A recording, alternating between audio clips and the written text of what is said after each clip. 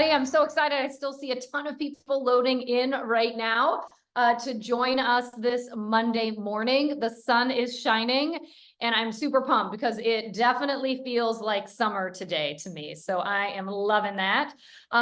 So I am super excited. This Monday, June 3rd, we've got two fabulous people joining me this morning. We have the fabulous Rick Sobin. You all know him. You all love him. Many of you are lucky enough to call him your managing broker. And he is on this morning to share some wisdom with us, what we are seeing in the market as we are moving into summer, some great advice on what we can be doing as agents to not take our foot off the gas, but still have a great summer and be ready for a great second half of the year. And then we have the fabulous Holly Connors. Holly and I have known each other for quite some time. We were probably some of these starting agents back in the day. I think she beats me, but back in the day when At Properties was just getting started, and now she is a phenom out of the Arlington Heights office running an awesome team called Get Burbed. So we're going to hear from her about what she and her team are doing in light of what's happening in the market, how they are heading into summer. So there's lots of great stuff for us to chat about this morning. But before we get started, I want to talk just a bit about what our week looks like this week. Starting this morning at 9 a.m., thanks to all of you who jumped on to share and talk with us this morning for 30 minutes. And then this Wednesday, make sure that if you're available, we've got your Work Your Wednesday. And we are remembering that this Accelerate 90, this 90-day push is all about working with your sellers, how to dominate your listing game, how to make sure to capture more inventory. I want you to throw in the chat, how many of you would love 3 to 5 more listings as we move into summer and get ready for fall? If you do, I see people raising their hand, then make sure that you are upping your game with what we're offering you on Wednesdays. We are going to do the first part of the digital listing presentation this Wednesday. It's an hour long. Make sure to jump in if you can. We've got the fabulous Delaney Briggs, and I believe it is Irma as well, who's going to be on with us. So make sure you join our two fabulous coaches. And then for those of you who are up for this pipeline challenge that we are doing this round, we've got 350 of you who want to build your pipeline this summer so that you have an amazing second half of the year. So make sure to join our pipeline crew Thursday at 9 a.m. with Angela Paoli and Kevin Rhines. So that's our schedule for the week. Make sure you don't miss it. And I am now excited for us to get rolling into our conversation. And what I do want to share with all of you who are out there working on your pipelines, we want you to send us your success stories. I want to start sharing on these Monday mornings when you have a success that's worth us talking about. So get out there, build those pipelines, and then let us know what you have going on. All right, good morning, Rick Sobin, Holly Connors. How are you both this fine morning? Good morning. I think your introduction just missed Rick Sobin for president. I think that's the only thing your intro missed. Oh, yes, Rick Sobin for president. We can use that. What do you think, Rick? No, there's got to be something better than that. All right, well, maybe not you for president, but I am going to ask your professional advice, thoughts. We're moving into the summertime market. Every day it's feeling a little more summertime. We saw on Facebook and Instagram all of those graduates out there. We saw last days of school. We saw people getting ready to head out on vacations. So let's talk about the summertime. But Rick, let's also talk about that we know this is the time for a lot of us. I talked to Trisha about this last 2 weeks ago, but you know, we've pushed through the spring market. It was a bit of a battle. Summertime, a lot of times we want to take our foot off the gas. But what are you seeing in the market right now? And what is your advice on encouraging agents to kind of keep moving forward so that they have an awesome second half of the 2024 year? Wow, I feel like I could spend about 2 hours on that question. Right. You got a few minutes. You got a few minutes. When you said push through the spring market, it's just never been more relevant because we're working harder than we've ever worked before. And the job every single year gets more complicated. It gets harder, but I don't think anyone's taking any deal for granted right now. And I've never seen people work so hard to keep deals together.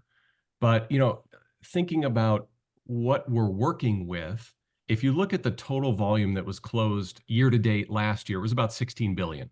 Well, this year it's about 16 billion. And we thought last year was a tough year, and this year's kind of shaping up to be the same. It's super bipolar. Depending on where you're standing is depending on sort of what your business looks like.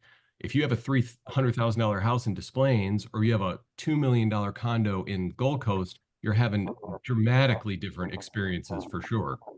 But if you look at the homes that are for sale monthly, if we go back to 2009 at the height, there was about 130,000 houses on the market at any given time. Now, if we go to 2017, when things were kind of normal, there was a nice normal little period there, and you had about 75,000 houses on the market at any one given time. Well, today we have 27,000 houses on the market. So if you think about what we're working with and how hard we are working to find those deals and to keep them together, those numbers speak volumes. Now, the good news in all that is when I look at the closed sales and I look at the under contract sales, I would say really the worst of it, if you looked at the line, it was just trending down for the last 2 years. But if you look at the last 6 months, the line's flattened out. So the fact, I think we're living the worst of it right now. And I think we have only, bluer skies to come. So I'm feeling like we've got some hope in the future. That's awesome. And I just talked to an agent up north in one of the suburbs, and she was saying that now all of a sudden they're starting to see a bunch of listings coming on much later this year. I don't know, are you seeing that in some of the city market? And any of you join in the chat if all of a sudden I feel like the spring was tight, but we're starting to see people listing. And do you think, Rick, that might be in part because everyone was waiting on these rates to drop, and now that that's not really, that we're kind of sticking still in higher rate world, that people are kind of deciding, I can't wait for something to happen, like life is changing, we want to make a move? Are you seeing any of that in your market? Like, well, if you looked at some of our new listing days, I mean, we had some in the 120s, some in the 80s, some in the 90s. We didn't see that all of last year. So we are absolutely seeing more listings coming to the market, but I have to just applaud our agents because they're working super hard to find those listings. We're actually now in this different mindset of, I don't need to wait for it to come in the market. I'm going to go convince someone, let's list it without them having it on the market yet. So yeah, we're definitely seeing a difference in the inventory. But again, I feel like you can only not move for so long. And the fact that no one's talking about interest rates anymore, I don't even hear anyone mention it, that means people are just ready to move on with their lives. I love it. Yeah, I think they've settled into the new norm. I think it's been long enough, right? So that now people are like, this is what it is. We're going to have to build what we can afford based off of the news that's in front of us. Instead of, even a year ago, we talked about, the date, the rate. But now it's kind of like, I think you need to be real comfortable with the rate, because you don't know when we will see at some point, maybe rates coming down, right? So I think the mentality has shifted. For sure.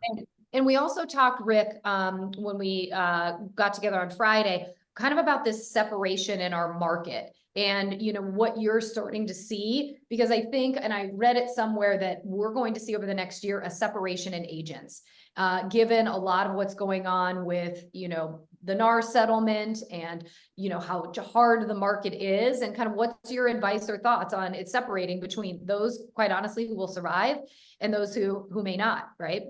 I'm officially seeing the difference between an agent that says, I'm not going to do that, and I'm just going to keep doing the things I've always done, to the agents that are completely embracing the new, very difficult effort of video and wild listing videos and just being out there as much as possible. Those agents that are out there as much as possible are dramatically accelerating their volume versus I'm just not going to do that. Now, there are things in this business, of course, we don't want to do, but to compete, we have to go there. Like, we have to embrace video. We have to embrace being out there. Whether you have a TikTok account or not could literally depend on how good your year's going to be. It's crazy. So I think that's definitely one of the things I'm seeing. Yeah, so adapting, agents, recognizing, and Holly, I can see you nodding and we're gonna get into you in a minute, but you can't do what you did 5 years ago and expect it all to work the same, right? So I think what we're seeing is agents who are leaning into adapting to the new things that are working to grow business. So on that note, one quick thing. yeah.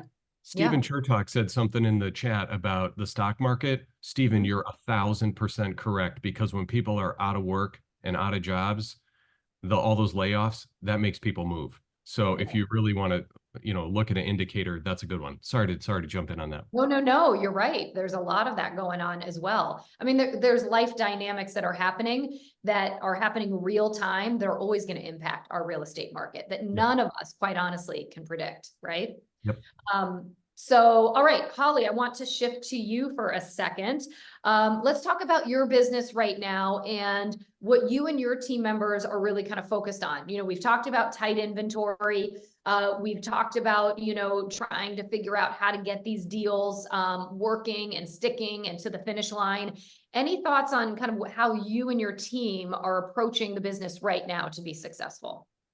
So we very much agree. How many of you can just listen to Rick forever? He's like so smart. I just love listening to him. We are doing all of the things that you and Kevin and everyone in the training department have been telling us to do. And I know that sounds kind of like cliche and a little plug for @properties, but the reality is the management team at is really smart. And so if you're doing the things that Amy is telling you to do, you will be very successful. So we take all of the bits and pieces from these meetings and from all of the things at the emails, and we change them to work for our market. One of those examples is making sure that we're breaking it. So if something's working and it's working great, break it and make it better. And that's something that we feel very strongly about. One of the things that we've decided to do is, we used to use the MLS to find listings for our buyers. Well, that's an old methodology. You can no longer just use the MLS. You have to use TAN. You have to use Agent App. You have to be using your network. You have to be communicating with other brokers. You have to be using those relationships. That's really important. And then the other piece is, we're 60-40 buyers. We almost always are more buyer heavy than we are listing heavy. So we are now going out and finding listings for those buyers through snail mail, through e-campaigns, through AdWorks. I see a question about TAN. TAN is Top Agent Network. You have to apply to be a part of it. It's something you should definitely look into because almost all of you will qualify. So it's just one of those things that we are doing to go out and find the listings, and then we're having conversations with those sellers. We have a potential buyer. Can we show your listing? Can we potentially sell it? What are you looking for price-wise? And we're marrying those buyers and sellers. For those of you who've been doing this for more than 20 years, we used to do that 20 years ago, and now we're just going back to that old methodology again. Yeah, I think it's so important. And ZenList is another great tool as well to be able to engage buyers and, just again, sort of use that as a tool. And what I love too is, your whole concept is, and I think it's so important, we don't have the luxury of the market coming to us. We had that during COVID where we could just sort of sit back and there was just so much happening. Like it was like drinking from a fire hose, just trying to manage it. Now we are in flip mode. Now we have to go after the opportunity. And to your point, Holly, we can't necessarily use the same traditional routes. But we also talked about some of the things that you are doing right now as a team, yes, to get listings, but also to stay in front of your clients, because the thing is referrals is where it's at, people. Let's face it, the best people and clients to work with are ones that are referred to us by people who already know, like, and trust us. And so, Holly, I want you to share some of the things that you all do, because you have a position on your team that focuses on organic leads just from the people in your network. So share a little bit more about that. So we have a person on her team and her title is Sunshine Coordinator. And her only job is to make people happy. That is her only job. So someone has a baby, we have a standard baby gift. Her job is to drop off that baby gift and a note that's handwritten with my name that says congratulations. And it's really cute. It's a onesie that says, "Get Burbed, got me my crib."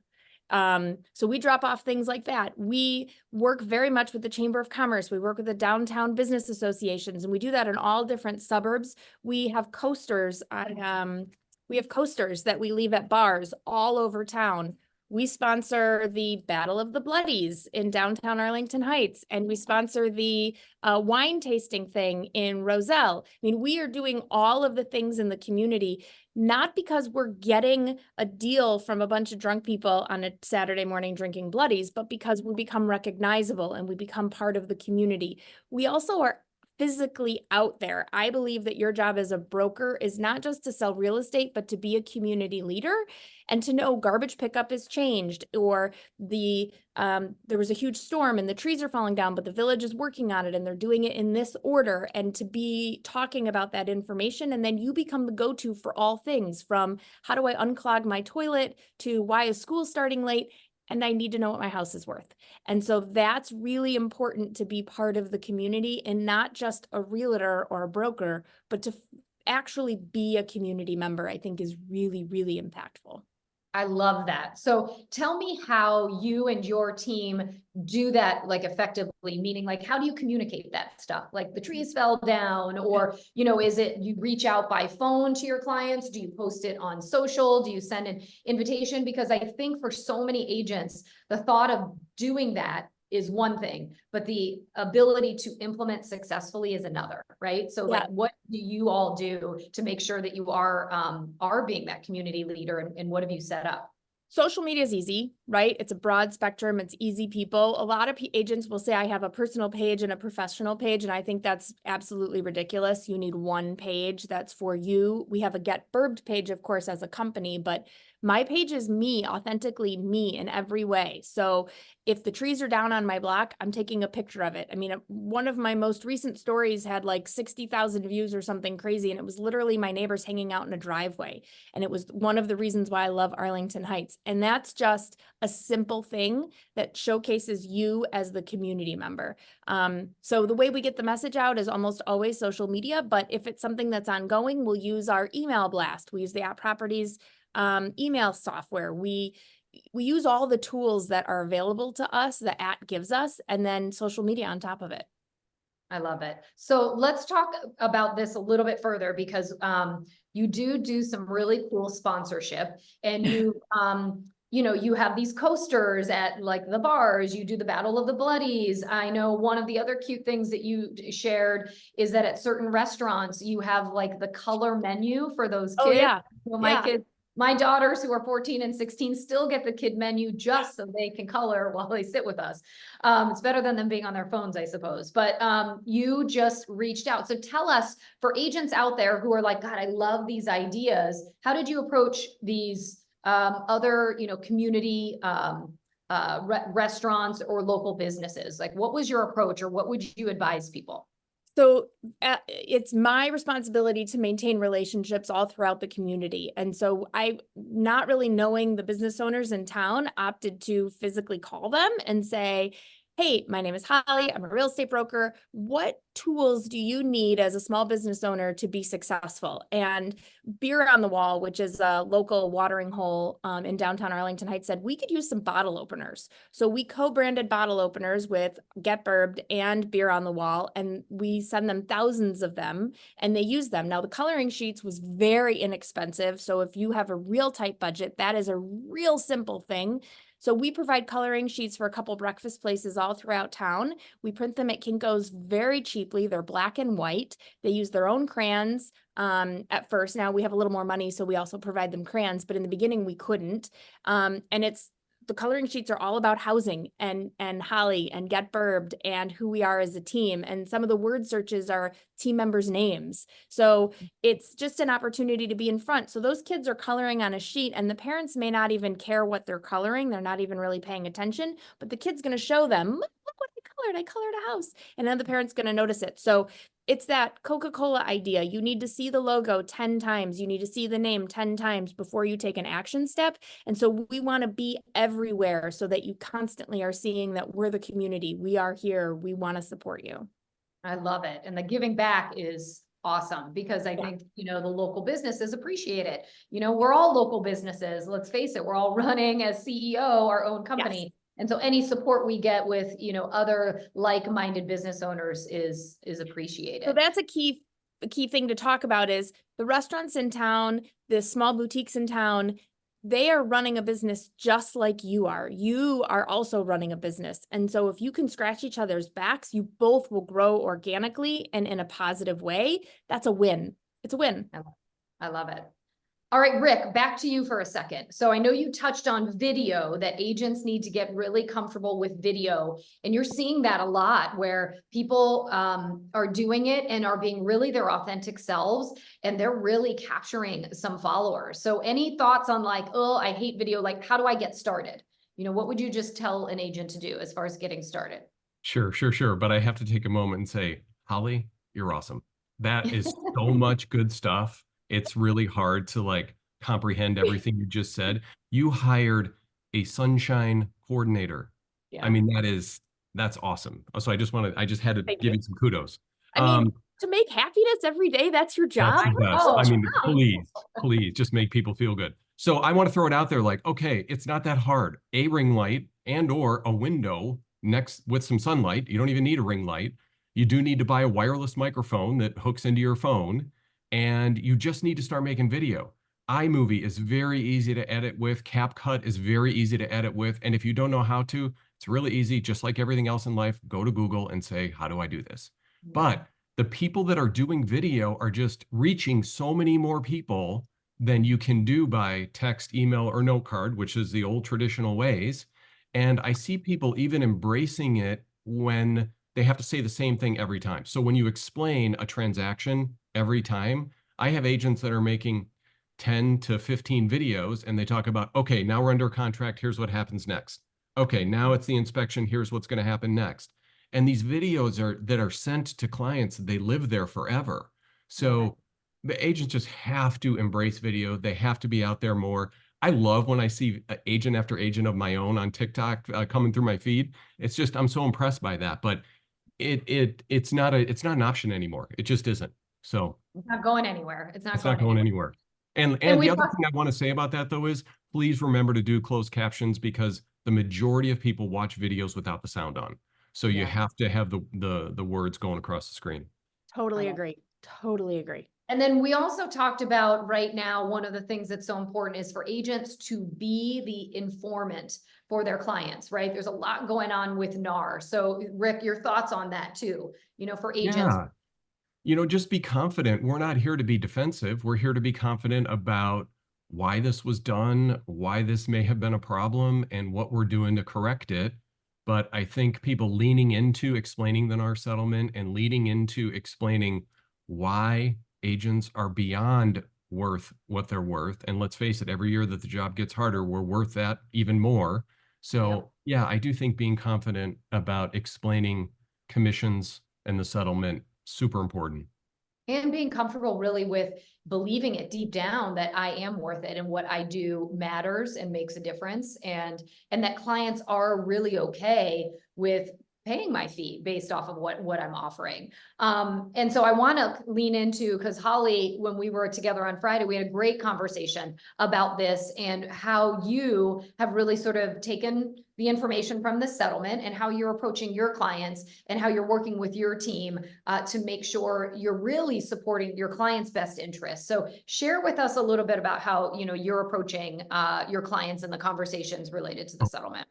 We're incredibly proactive about it. We don't wait for the client to talk to us about it. We want to get ahead of it. And that's just our general business model. If a client has a question, we missed an opportunity to solve it before it happened, right? So we're very proactive in talking about it. We talk about that the NAR settlement now requires us to disclose how commissions are being paid, who's getting paid what, when, where, and how. And this is what we believe we're worth. This is what we have seen in the past for buyer's agents. And this is what we anticipate seeing in the future. And this is what we recommend as those pieces. We also like to say, you know, we charge X amount. And some of the clients have responded with, okay, so I'm paying you 8.5%. So hear that for a second. They have said, so I'm paying you 8.5%. They think they're paying me 6 plus 2.5 for the buyer. That's how uninformed some of these consumers are. And I have responded with, thank you, no, but we'll gladly do the whole thing for 7. Now, am I shooting myself in the foot by not taking 8.5? Maybe, but I feel very good about 7%. I feel like that's a great place to be. And so we're starting to get 7% agreements. This has become something that we've begun to ask for.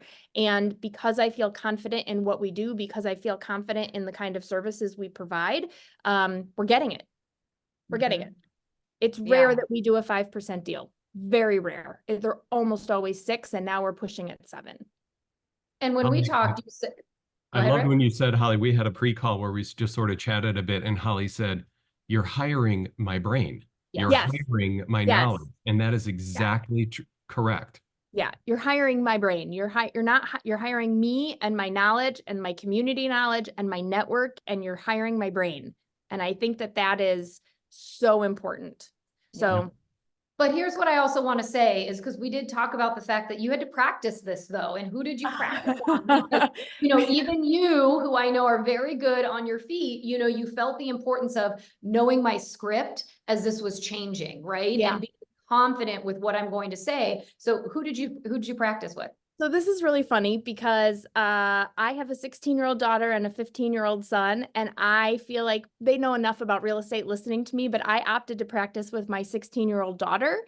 And it was pretty funny because she asked questions that were phrased in a 16-year-old phrase, but were providing me the opportunity to come up with the objections so that I knew what was going to come up, because she doesn't understand the NAR settlement. She doesn't understand necessarily how that works. So it was a really good practice for me to make notes, to videotape the conversation, and to understand what my script was going to be. I also practiced with my husband, who, for those of you who know my husband, Steve, he did work at Properties. That's how we met 100,000 years ago. And so practiced with him, and I continue to modify that. And then of course, inside my team, if you're not on a team, that's awesome too. Practice with other people in your office, have those conversations, pretend that you're doing this, do some role playing. It's really the best way to be able to think on your feet. You can even do it in your head while you're putting your makeup on or brushing your teeth or whatever you do in the morning, because having those internal conversations will make you faster on your feet. Yeah. I mean, it's just, you've got to practice, you can't plan on just going into the game without warming up at all. So I love that, because I know how, quick on your feet you are, having known you, but it's, I think also because you do know how to practice what you need to sort of be ready. And then Rick, I'm going to have you wrap up with what I thought was one of the best bits of advice as it relates to the NAR settlement, and talking a bit about the co-op brokerage fee. You talked about how you integrated that into one of 3 things. So do you want to share it? I don't want to give it away, but write this down, people, because I really loved this as a great talking point when you're having a conversation with your clients about the buyer brokerage fee and why it matters and how it's important. Yeah, I've been saying this for years to agents, but for a seller that doesn't want to have a co-op commission, or to a seller that wants to have a lower co-op commission, I would immediately say you're ruining your 3rd most important marketing tool. First one being put it in the MLS. Second one being put a sign in the yard. And the 3rd one is have an advertised co-op commission. It is a marketing tool to sell your home. So it's by far one of the most important things we can do. And after a property's on the market, I mean, let's face it, it's the price and it's that co-op commission that's going to drive the sale of that home. So don't be messing with your 3rd most important marketing tool. Yep, I love that. We bring cautionary tales with us. I know it's 9:30 and everyone's got to go, but we've brought listings that have not paid a commission that is of value to brokers, and have said this marketing time is longer and the sales price is going to be lower, and this is the standard of what is going to happen in the future. So make sure that you're compensating fairly. Yep. Yeah, for sure. I love it. Rick, Holly, I feel like we could talk for another 30 minutes and so much would come out of those amazing brains, but unfortunately it's 9:32 and we need people to get their week going. But I just want to thank you so much for joining me. Thanks to all of you who jumped on. Make it a great week. Share with your colleagues for them to watch this video if they didn't catch us live. So much great information. And make it a great week. Join in on all of the other training opportunities, and we'll see you next time. All righty. Have a good day. Bye, everyone. Bye, Rick. Bye, Holly. Bye now. Thank you.